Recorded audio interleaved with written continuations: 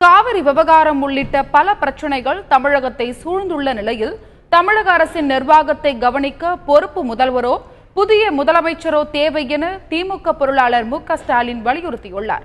ஆனால் திமுக கூட்டணியில் உள்ள காங்கிரஸ் கட்சியின் தமிழக தலைவர் திருநாவுக்கரசர் தமிழக நிர்வாகத்தை திறம்பட நடத்தி செல்வது கவர்னர், அமைச்சர்கள், அதிகாரிகள் உள்ளிட்டோரின் கடமை எனவும் பொறுப்பு முதல்வரோ புதிய முதல்வரையோ தேர்ந்தெடுப்பது அதிமுகவின் முடிவு எனவும் அதில் தலையிட காங்கிரஸ் விரும்பவில்லை எனவும் தெரிவித்துள்ளார். இருவரும் தெரிவித்த கருத்துக்களை தற்போது பார்க்கலாம்.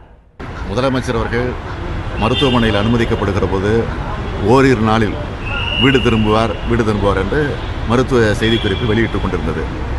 கடந்த 2 நாட்களுக்கு முன்பு இன்னும் பல நாட்களாகும் என்ற செய்திக்குறிப்பு வெளியிட்டிருக்கிறார்கள். இந்த சூழலில் நிச்சயமாக காவேரி பிரச்சனை, முல்லைப்பெரியார் பிரச்சனை, பாலாறு பிரச்சனை போன்ற பல பிரச்சனைகள் தமிழகத்தை சூழ்ந்து கொண்டிருக்கிறது. எனவே இந்த நிலையில் முறையாக நிர்வாகம் சீராக செயல்பட வேண்டும் என்று சொன்னால் நிச்சயமாக உறுதியாக ஒரு பொறுப்பு முதலமைச்சரோ அல்லது ஒரு புதிய முதலமைச்சரையோ நியமித்து நிர்வாகத்தை முறைப்படுத்த வேண்டும் என்பது அரசுடைய கடமை. யார் முதலமைச்சராக இருக்கணுமோ, வேற ஆள் முதலமைச்சராக இருக்கணுமா, துணை முதலமைச்சராக இருக்கிற அமைச்சரவையை நடத்துறதா, இதெல்லாம் காங்கிரஸ் சார்பில் நான் எந்த ஆலோசனையும் சொல்ல வேண்டியதில்லை. அது அதிமுக என்கிற கட்சி எடுக்க வேண்டிய முடிவாகும்.